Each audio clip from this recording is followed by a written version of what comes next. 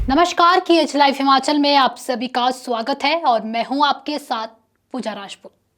जून 2025 की वो काली रात जिसने हिमाचल के सराज इलाके की नींद, चैन और मुस्कान सब छीन ली थी। आसमान फटा, पहाड़ टूटे और मासूम जिंदगियां मलबे के नीचे दफन हो गई। तलवाड़ा गांव में तबाही का वो मंजर आज भी लोगों की आंखों में तैरता है। घर टूटे, बस्तियां उजड़ी और सैकड़ों सपने मलबे में दफन हो गए। महीनों तक सिर्फ इंतजार था, राहत का, भरोसे का और उस हाथ का जो मदद को आगे बढ़े। और आज 5 महीने बाद वो दिन आखिर आ ही गया जब सरकार ने आपदा प्रभावितों को राहत की पहली किश्त दी। देर जरूर हुई मगर आखिरकार मिली राहत की सांस।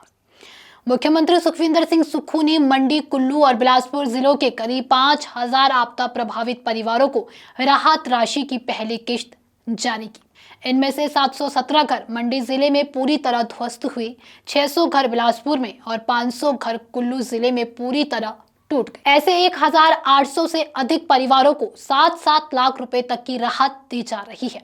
आज पहली किश्त के रूप में 4 लाख रुपए जारी किए गए हैं। इसके अलावा 2,000 से ज्यादा परिवारों को जिनके घर आंशिक रूप से क्षतिग्रस्त हुए हैं, 90,000 रुपए प्रति परिवार की राशि दी जा रही है।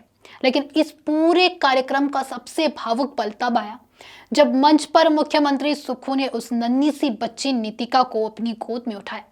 वो बच्ची जिसने महज 14 महीने की उम्र में अपनी माँ, पिता, दादी तीनों को उसी हादसे में खो दिया था। मुख्यमंत्री ने नीतिका के सिर पर स्नेह का हाथ रखते हुए कहा, अब नीतिका किसी एक परिवार की नहीं बल्कि पूरे हिमाचल की बेटी है। और इसी के साथ उन्होंने उसके नाम 28 लाख रुपए की सहायता का ऐलान किया, जिसमें 7 लाख रुपए तत्काल राहत और 21 लाख रुपए के फिक्स डिपॉजिट उसके भविष्य की सुरक्षा के लिए। ये रकम तब काम आएगी जब वो 18 साल की होगी। आपदा के बाद नीतिका को उसकी बुआ ने अपनी गोद में लिया है, जो अब उसके लिए मां बन गई है। मुख्यमंत्री ने बुआ की इस ममता को इंसानियत की मिसाल बताते हुए सम्मानित किया। अब अगर बात करें राजनीति की, तो राहत बांटने के इस कार्यक्रम में भी राजनीति की चिंगारियां दिखी। सीएम सुक्खू ने भाजपा पर निशाना साधा, कहा भाजपा आज 5 गुटों में बटी हुई है। अनुराग ठाकुर का ग्रुप, जयराम ठाकुर का ग्रुप और नड्डा का ग्रुप। भाजपा के 9 विधायक आज यहाँ होने चाहिए थे पर नहीं आए। वहीं मंडी सदर के भाजपा विधायक अनिल शर्मा ने कहा, सीएम सिर्फ राहत बांटने नहीं, विकास करने भी आए। 2023 में भी राहत मंडी से ही बांटी थी, अब 2025 में फिर वही कहानी दोहराई जा रही है। देखिए, जितना भी सही, कुछ हद तक दोनों दलों के बीच ये आरोप प्रत्यारोप लगातार चलते रहे हैं। हर पक्ष अपने तर्कों के साथ मैदान में है, पर जनता के लिए राहत मिलना ही सबसे बड़ा सुकून था और वो आज आखिर मिल ही गया। लेकिन एक सच और भी है जो ना तो मंच पर बोला गया और ना ही तालियों में दबा। वो ये थी कि प्रधानमंत्री नरेंद्र मोदी ने हिमाचल के लिए 1500 करोड़ की राहत राशि का ऐलान किया था, मगर वो राशि अब तक केंद्र से राज्य तक नहीं पहुंची। राज्य सरकार ने कई बार केंद्र से ये मांग उठाई, कभी विधानसभा में, कभी संसद तक आवाज पहुंचाई, लेकिन अब तक ना कोई फंड जारी हुआ, ना कोई औपचारिक मंजूरी।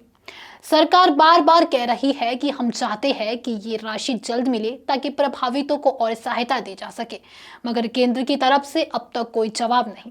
कई बार राज्य सरकार ने आवाज उठाई, विपक्ष को भी निशाना बनाया ताकि शायद आवाज दिल्ली तक पहुंचे, पर सच्चाई यही है, अब तक कोई राहत नहीं मिली। अब देखना यह है कि केंद्र सरकार की राहत राशि हिमाचल को कब और किस रूप में मिलती है। लोगों को उम्मीद है कि अब देर ना हो, क्योंकि जनता फिर से इंतजार में नहीं रहना चाहती। राजनीति चलती रहेगी, आरोप प्रत्यारोप जारी रहेंगे, पर जनता के लिए सबसे अहम यही था कि आज आखिर राहत मिल ही गई। और यही सुकून, यही उम्मीद शायद इस पहाड़ की सबसे बड़ी जीत है।